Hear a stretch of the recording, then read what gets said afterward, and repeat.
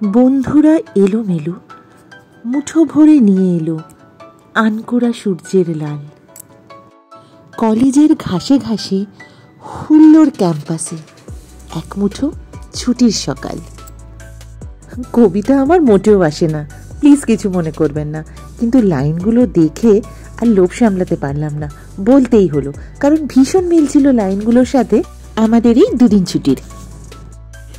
আর এই ছুটির সকালের খোঁজেই আমরা 6 বন্ধু মিলে বেরিয়ে পড়েছিলাম সমুদ্র সৈকতে। গুড মর্নিং সবাইকে। আজকে যাচ্ছি তাজপুর, কিন্তু এবার একা নয়, যাচ্ছি কলেজের 6 বান্ধবীর সঙ্গে। কলেজ ছেড়েছি অনেক দিন, মাঝে কিন্তু পেরিয়ে গেছে অনেকগুলো বছর, কিন্তু আমাদের বন্ধুত্ব রয়ে গেছে একদম একরকম। সারা কলকাতা জুড়ে পিক আপ হওয়ার পরে আমরা প্রথমে আমাদের ব্রেকফাস্ট, অল্প কিছু ব্রেকফাস্ট সেরে নিয়েছিলাম পিটিএস এর কাছে একটি ছোট্ট চায়ের দোকানে, আর তারপর রওনা দিয়েছিলাম আমাদের গন্তব্যের উদ্দেশ্যে। আমরা কিন্তু যখন গেছিলাম এই কিছুদিন আগে, তখন বাইরে ছিল বেশ গরম। আমার এক বান্ধবী, ও কিন্তু বুদ্ধি করে নিয়ে গিয়েছিল কিছু খবরের কাগজ আর সেলোটেপ।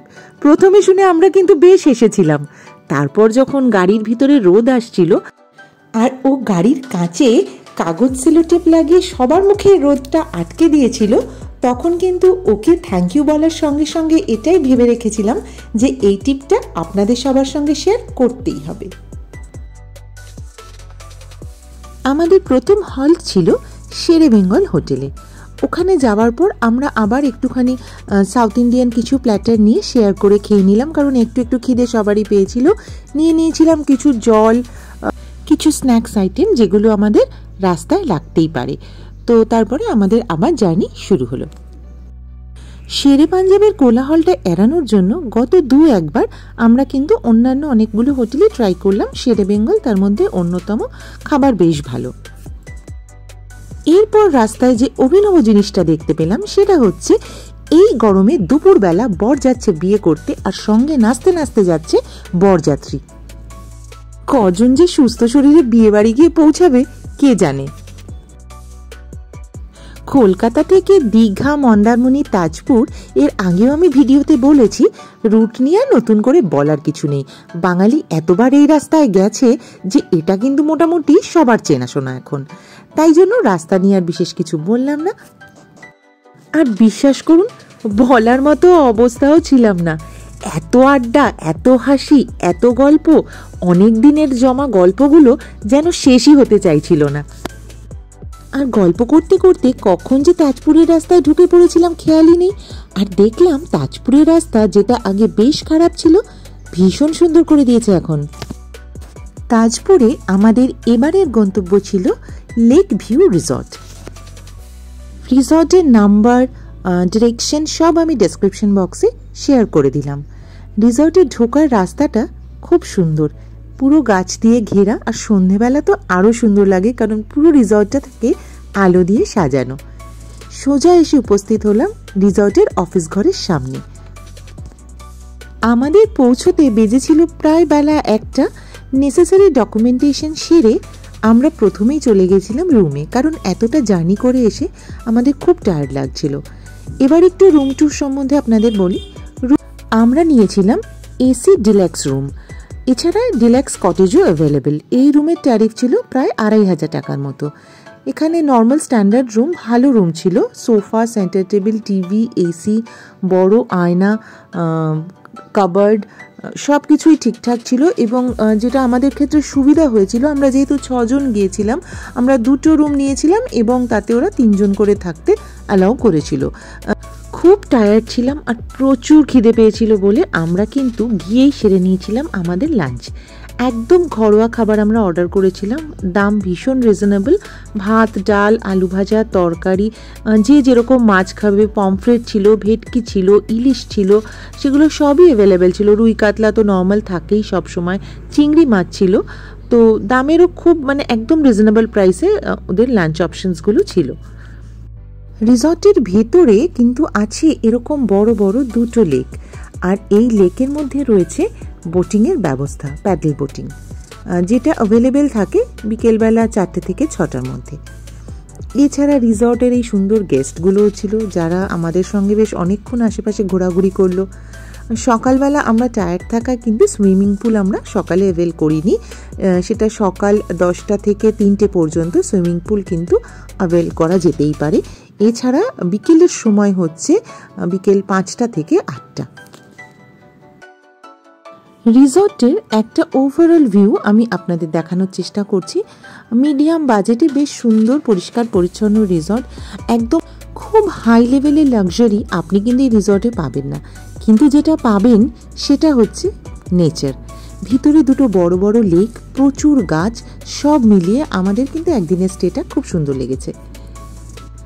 আমার এক বান্ধবী কিন্তু আমাদের সবার জন্য অ্যারেঞ্জ করেছিল একদম একরকম টি শার্ট, যেটা পরে আমরা একটু বিকেলবেলা চলে গিয়েছিলাম তাজপুর বিচে। রিসর্ট থেকে বিচের রাস্তাটা একটু সরু, কিন্তু যেহেতু আমরা একটা ইনোভা গাড়িতে গিয়েছিলাম, ইনোভা গাড়ি চলে যাচ্ছে মানে সেটা মোটামুটি ঠিকঠাক রাস্তাই হবে। তবে হ্যাঁ, খুব ওয়াইড রাস্তা এক্সপেক্ট করাটা এখানে মুশকিল। তাজপুরের বিচ একটু মাটি, বিচের চারপাশটা খুব সুন্দর করে সাজানো রয়েছে।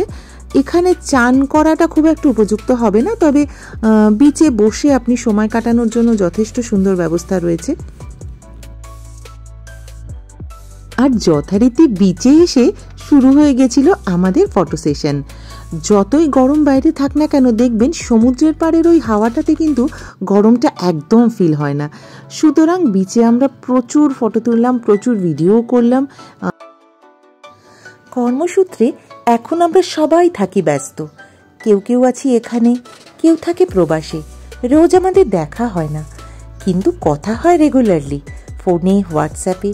কিন্তু দেখা হওয়ার পর এই গল্প আর আড্ডাগুলো যেন শেষই হতে চাইছিল না।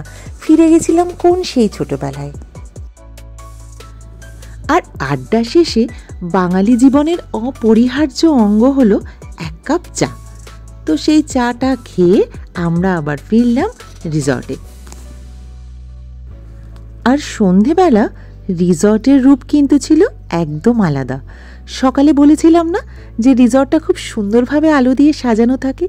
দেখুন, এবার দেখানোর চেষ্টা করি। পুরো রিসর্টটা এইভাবে আলো দিয়ে সাজানো রয়েছে।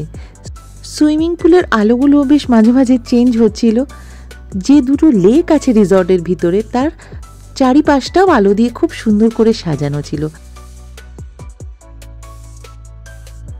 আর সবচেয়ে সুন্দর লাগছিল সুইমিং পুলের পুরো বর্ডার ঘিরে এই ফাউন্টেনগুলো। কিছুক্ষণ আমরা সুইমিং পুলেও কাটালাম সন্ধেবেলাটা, কারণ সুইমিং পুল তখন একদম খালি ছিল। সকালের মতো কোনো ভিড়ভাট্টা ছিল না, শুধু আমরা কজনই অ্যাভেল করেছিলাম। আরেকটা ইনফরমেশন যেটা আমি মিস করে গেছি আগে, সেটা হচ্ছে এখানে কিন্তু রুমের সঙ্গে ব্রেকফাস্ট কমপ্লিমেন্টারি। আপনি সাউথ ইন্ডিয়ান আইটেমস পাবেন, লুচি, তরকারি, টোস্ট, সব কিছুই যেরকম নর্মাল ব্রেকফাস্ট আইটেম থাকে সবই পাবেন।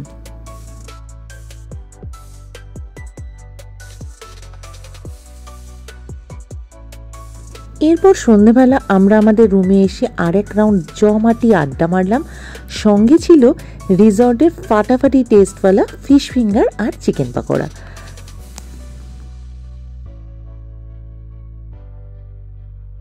সুন্দর করে আলো দিয়ে সাজানো এটা ছিল একদম রিসর্টের ফ্রন্ট ভিউটা, যেখানে কিন্তু রয়েছে অ্যাম্পেল গাড়ি পার্কিংয়ের ব্যবস্থা।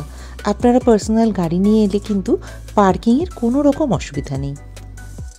তাজপুরের বিচটা মাদি ছিল বলে পরের দিন সকালবেলা কিন্তু আমরা গাড়ি করে চলে গিয়েছিলাম সোজা মন্দারমণি বিচে।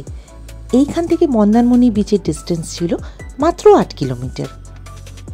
তবে মন্দারমণি বিচে এবার যেটা দেখলাম সেটা হচ্ছে প্রচুর পরিমাণে এই অতিথিদের, যেটা জেলিফিশ। এটার বিষয় কিন্তু আপনারাও একটু সাবধান থাকবেন। মন্দারমণির বিচ কিন্তু আমার ভীষণ ফেভারিট, যতবার আসি ততবারই ভাল লাগে। আর বিচে এসে সেই ছোটোবেলার মতো বালিতে নাম লেখা, সেগুলোকে মেটানো, এইসবই চলতে থাকলো। আর তার সঙ্গে আরও অনেক মজা, আড্ডা, ছুটে সমুদ্রে চলে যাওয়া, সব কিছু মিলিয়ে মিশিয়ে একটা দারুণ সময়, যেটা সত্যি কথা বলে বোঝানো যাবে না। কিন্তু এই সব করতে করতে কখন যে বাড়ি ফেরার সময় হয়ে গেছিল বুঝতেই পারিনি। তাই অগত্যা বাড়ির পথ ধরতেই হলো আমাদের। আবার কবে এমন ছুটি পাবো কে জানে। আমার এই বন্ধুদের সাথে ঘুরতে যাওয়ার মুহূর্তগুলো যদি আপনাদের ভালো লেগে থাকে, সবার আগে প্ল্যান করে ফেলুন নিজের বন্ধুদের সাথে এমন ঘুরতে যাওয়ার 2 দিন। আর আমার ভিডিওটা লাইক, কমেন্ট, শেয়ার করতে ভুলবেন না। টাটা।